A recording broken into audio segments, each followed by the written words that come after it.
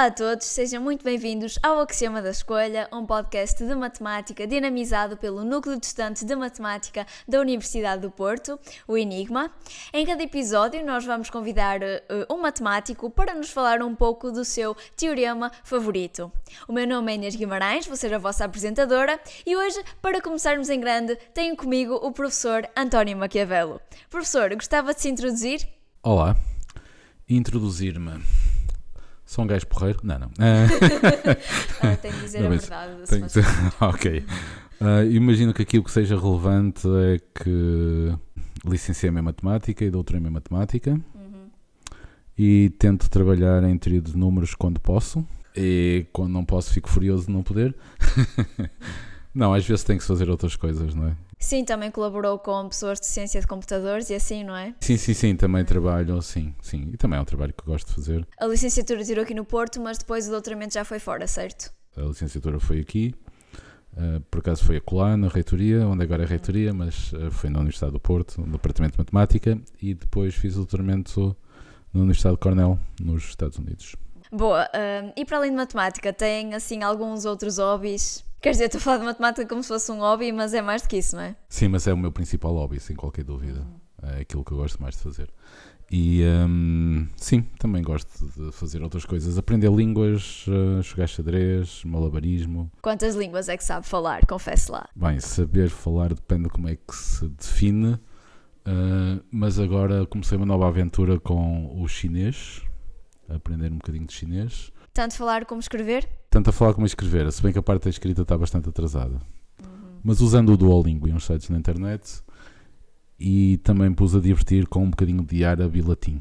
Isso é incrível. Não é? É um bocadinho incrível. Em relação ao malabarismo, eu devo dizer que o professor é famosíssimo pela sua palestra de matemática e malabarismo. Nós costumamos chateá-lo todos os anos para ele a dar aos novos alunos, porque é incrível e se alguma vez tiverem a oportunidade de ver, eu recomendo. Mas nós não estamos aqui para falar de malabarismo ou de chinês. Foi chinês que disse? Sim. Pois é que o asiático confunde aquilo tudo.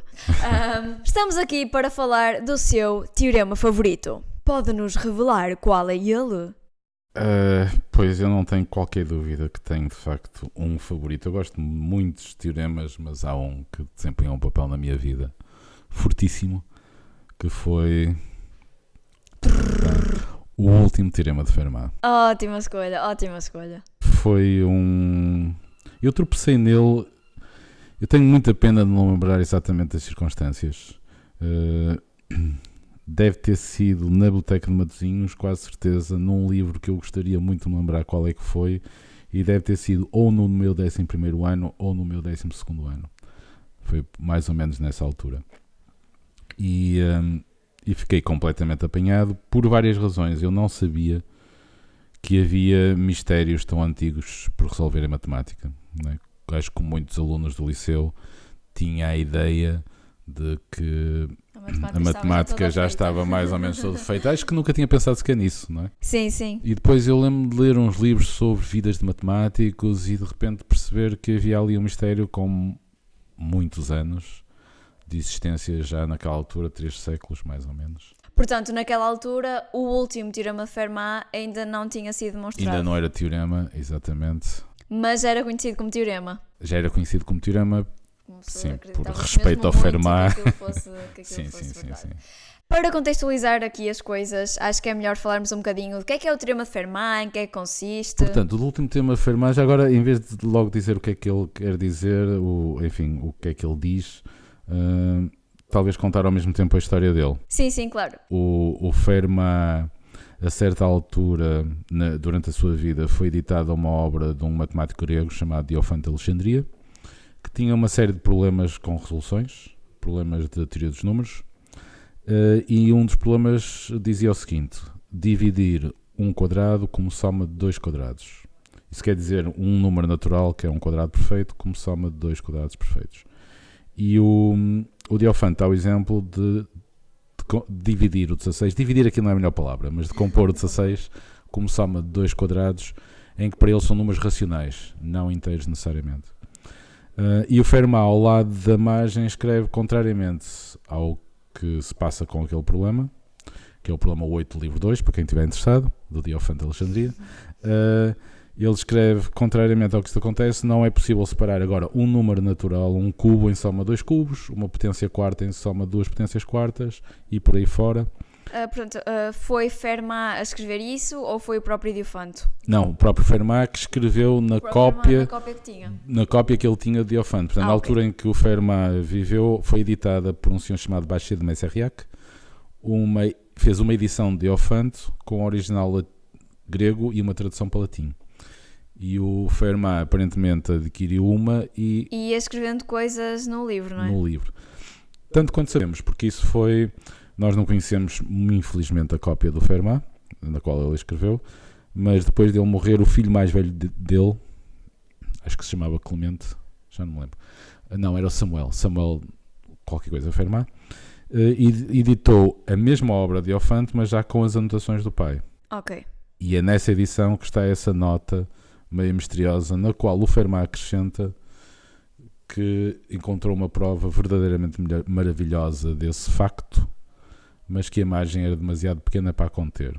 Ou seja, Fermat supostamente afirmou que tinha demonstrado que a equação x elevado a n mais y elevado a n igual a z elevado a n não tinha soluções para n maior ou igual a 3 e x, y e z naturais. E isso foi um mistério que se foi propagando ao longo do tempo. Ele diz que descobre essa prova maravilhosa, mas não está escrito em lado nenhum. O professor acha que ele foi mesmo capaz de demonstrar esse resultado? Há mais ou menos um consenso de uns historiadores de que não. De que ele não tinha a demonstração. Ele poderá ter escrito isso numa altura em que ele pensava que tinha. E a evidência é a seguinte: no fim da vida do Fermat, uns poucos anos antes de morrer, ele escreveu a um outro matemático chamado Carcavi, uma carta na qual, no meio da carta, ele lista aquilo que ele considerava as contribuições mais importantes que ele, Fermat, tinha feito para a teoria dos números. E menciona em particular um método que se chama o método de descida infinita, como sendo um contributo que ele tinha trazido para a área. E lista uma série de resultados que ele tinha demonstrado com esse método. E quase no píncaro desses resultados, ele lista o caso da equação para o expoente 3, portanto, só o 3. E isso faz suspeitar que se no fim da vida ele menciona como uma contribuição só o 3, é porque na altura... não conseguiu ir para além disso. Exatamente, na altura ele tinha o 3 garantido, o 4 também sabemos que ele tinha garantido, e tendo o 4 é muito fácil depois perceber que o problema se pode reduzir a expoentes primos, basta aos primos. Ok. E o Fermat, portanto, fez o 4, e ao fazer o 4 faz todos essencialmente todos os pares, e o 3... e portanto, aquela nota, se é que ele escreveu, eu tenho algumas dúvidas porque sempre me fez alguma confusão a pessoa escrever para si próprio numa margem. Esta margem é demasiado pequena para conter esta prova. Não faz sentido eu escrever isso. E, portanto, eu suspeito, tenho uma pequena suspeita. Foi o filho que aldrabou aquilo que isso tudo. Foi o filho que acrescentou, exatamente, para justificar. Não encontrei nenhuma prova do meu pai, não é? Não, é estranho, não é? A pessoa escrever... Não, sim, eu sempre achei isso bizarro, mas pronto, cada um sabe de si. Exatamente. Mas, portanto, poderá ter acontecido é que Fermat escreveu essa nota numa fase relativamente cedo da carreira dele, em que pensou, fez o caso 3 e pensou, epá, isto pode-se analisar. E depois, mais tarde, descobriu, ups, não é assim tão fácil. Afinal, não. Mas ficou a edição que o filho fez com aquela nota misteriosa. E se calhar, pronto, mesmo que o filho tenha aldrabado, digamos, por um lado até é bom, porque senão as pessoas não se iam dedicar tanto a tentar resolver o último teorema de Fermat, não é? Tentar demonstrá-lo. Ora, o teorema foi provado, se não me engano, em 1993, 4, mas tinha um buraquinho na prova, não é? Por isso é que se diz 3-4, portanto, depois... em 1993, não, em 93, o Andrew Wiles anunciou que tinha uma demonstração, anunciou a prova, publicou, não publicou, pôs a circular uma prova, e que entretanto ele próprio, e não sei se foi o Katz, Nick Katz, mas descobriram um buraco, portanto um salto que ele tinha dado demasiado grande e que não conseguia justificar. E depois em 94 ele conseguiu tapar. É que na internet, opa, eu já li 1995, 1997, nem sei. Não, acho que é 94. Okay, acho que é 94, foi um ano depois. Pois, e eu, pronto, já sei de uma curiosidade. Quando saiu a prova do último teorema de Fermat, o professor tinha acabado de entregar a sua tese de doutoramento, não foi? Pois, foi uma daquelas curiosidades de coincidências, não é? Coincidências cósmicas. Que às vezes acontecem. Yeah. Pois, eu acho que foi... eu entreguei a minha tese no dia de São João, no dia anterior ao dia de São João de 1993, e eu fui num desses dias que soube da prova do último teorema de Fermat. Então imagino que o professor tenha ido logo a correr, ver a demonstração e... Mais ou menos. Ela não estava logo acessível, mas eu mal pude... aliás, eu passei as férias seguintes a tentar perceber a demonstração e percebi nessa altura que, apesar de ter o doutoramento na área, teoria algébrica dos números, não conseguia, ainda não tinha nessa altura o background suficiente para ler a prova. A prova é uma coisa bastante sofisticada. Aliás, a prova é uma prova indireta, portanto não é bem uma prova de teoria algébrica dos números, porque o que alguém fez foi fazer uma ponte para uma outra área, a geometria algébrica, e de facto o que o Wiles mostra é uma coisa chamada a conjectura Taniyama-Shimura, que é uma coisa fortíssima, muito mais impressionante num certo sentido, em vários sentidos até, do que o último teorema de Fermat. Mas é uma prova tremendamente complexa, com muitas ideias novas e que usa muitos instrumentos. Geometria algébrica, não é? Essencialmente. Sim. E teoria de representação, usa várias áreas. Portanto, a pessoa tem que conhecer muito bem. Eu ia dizer ser especialista, mas tem que conhecer muito bem várias áreas da matemática, análise complexa. E consegue dizer-me assim, por curiosidade, quantas páginas é que a prova tem? Claro que pronto, depende do tamanho da letra e assim, mas é grande, é pequena? O artigo em si é bastante grande. Eu acho que a revista, que é o Annals, que é a melhor revista que existe de matemática, aquele número só tem 2 artigos, que é esse do Wiles e um do Wiles com um aluno dele que tem algo a ver. Portanto, a revista é toda dedicada. Eu não me lembro bem, mas eu acho que o artigo em si tem à volta de 100 páginas, talvez um bocadinho mais, portanto é bastante grande. Jesus. Mas o problema é que para ler essas 100 páginas a pessoa precisa ler outras 100 páginas antes, para as quais precisa ler outras 100 páginas antes, portanto tudo depende também dos conhecimentos que a pessoa tem antes de começar a ler. Portanto, a pessoa só vai começar a ler essas páginas quando já souber bastantes coisas. Portanto, é uma prova, é talvez uma das provas mais complexas de toda a matemática. Mas essa prova, enfim, deixa-o satisfeito, consegue viver com o facto de não a entender completamente, ou há dentro de si uma vontade de arranjar uma prova que seja mais algébrico-numérica, exato. Sim, mas não por não entender a prova. Quer dizer, eu gostava muito de entender aquela prova e ter vida, mas acho que precisava de pelo menos uma outra vida. Mas não só por causa disso. A prova deixa-me a mim e algumas pessoas insatisfeitas porque ela é um pouco indireta demais e sente-se que é preciso para perceber mesmo o que é que se passa. Há uma palavra que eu gosto muito e já agora aproveito para tenho andado a introduzir em português, que se chama grucar. Grucar é para além de perceber, é perceber mesmo a raiz, a essência da coisa. Okay? É uma palavra que foi inventada por um escritor de ficção científica nos anos 60 americano. E portanto, falta grucar a verdade, porque aquilo é, digamos, tomou-se um atalho altamente sofisticado que usa uma coisa muito forte e ela própria muito interessante, a tal conjectura, que já não é conjectura. Atalho, se calhar, o oposto de um atalho, não é? Ou seja, se uma pessoa pensar sim, talvez o oposto do atalho, sim. Vai ser uma volta muito exatamente, grande, se bem que é uma volta que vale a pena, não é? Tens toda a razão, exatamente. Portanto, construiu-se um caminho sofisticado, um túnel, uma coisa assim meio misteriosa para lá chegar. Aliás, essa também é uma ideia que mesmo alunos de matemática e alguns matemáticos eu acho que às vezes não refletem sobre isto, porque um dos objetivos da matemática não é só mostrar coisas, porque nós temos que, digamos, ir à raiz das coisas, essa é a ideia. Por exemplo, o Gauss, e muita gente fica baralhada com isto, deu 8 demonstrações diferentes de um mesmo resultado, uma coisa lindíssima chamada a lei de reciprocidade quadrática. E a pessoa pode pensar, bem, mas porque ele tinha alguma dúvida com a primeira ou com a segunda, não estava satisfeito? E não, todas elas são rigorosas, todas elas estão certas e todas elas são diferentes. E ao serem diferentes, trazem perspectivas novas sobre aquele resultado. E o grande objetivo do Gauss, ao arranjar novas provas, era também tentar generalizar, ver coisas para além daquela, tentar chegar mais longe. E aqui com o teorema de Fermat acontece um bocado isso, porque a demonstração do Wiles, apesar de ser lindíssima e fabulosa, a pessoa muda um bocadinho a equação e aquilo já não funciona. Portanto, é um método que dá para resolver muito poucas coisas num certo sentido, e isso deixa alguma insatisfação. Sim, é compreensível.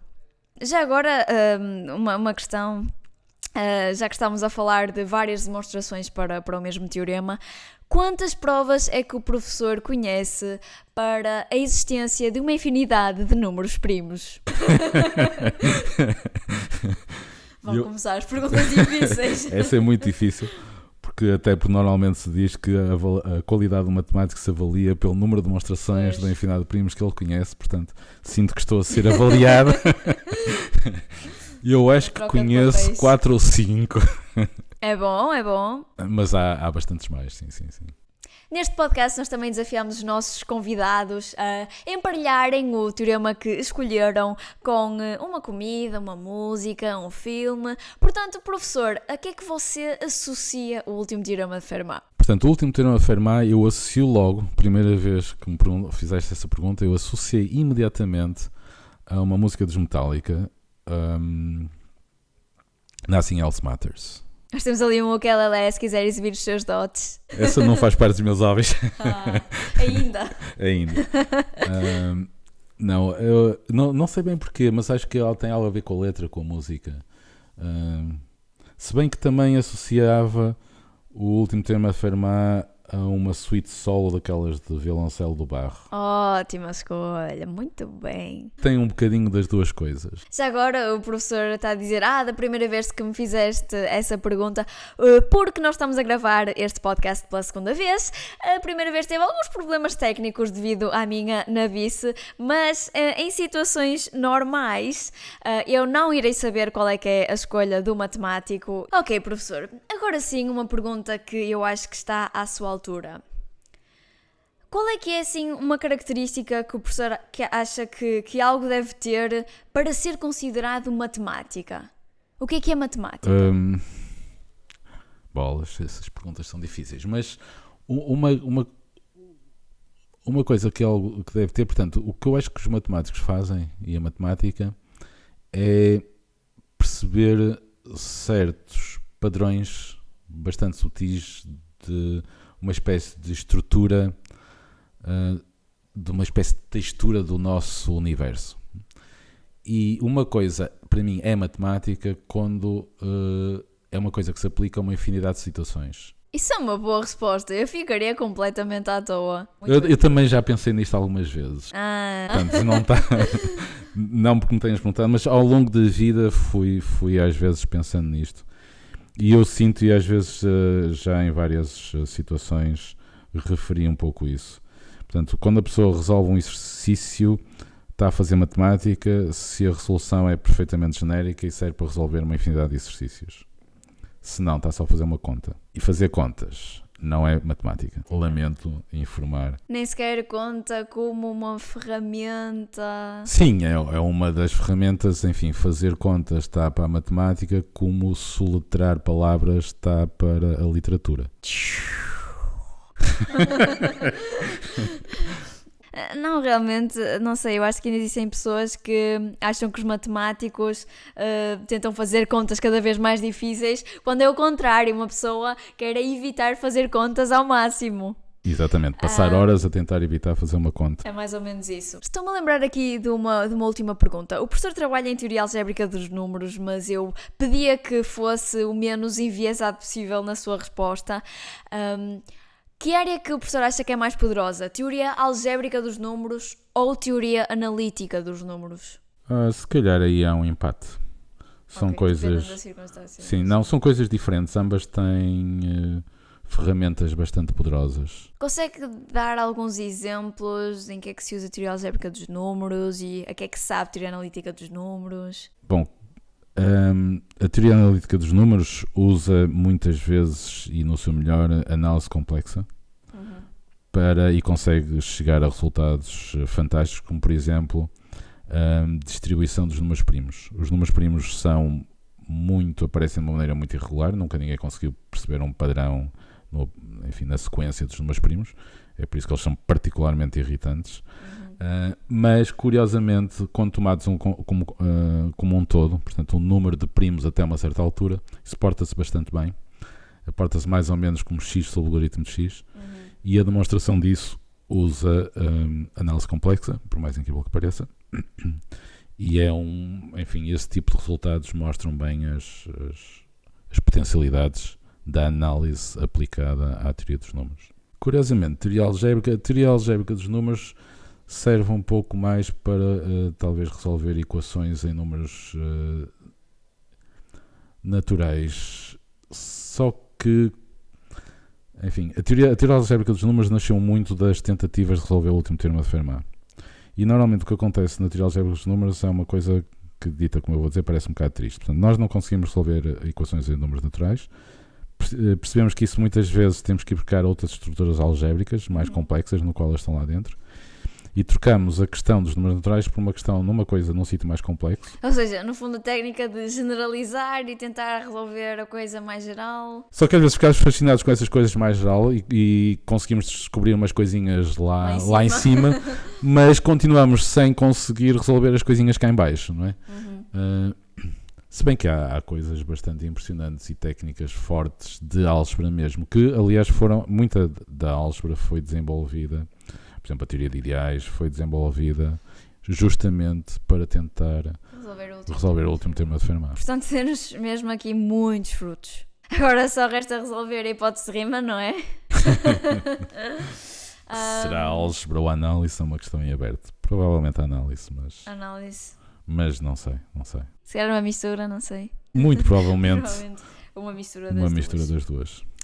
Professor, queria agradecer novamente a sua presença aqui neste episódio, muito obrigada. Queria também agradecer aos ouvintes que estão do outro lado, desse lado. Fiquem atentos às nossas redes sociais, porque nós vamos ter este episódio a sair com alguma frequência. Espero que tenham gostado e obrigada uma vez mais. Muito obrigado. Até ao próximo.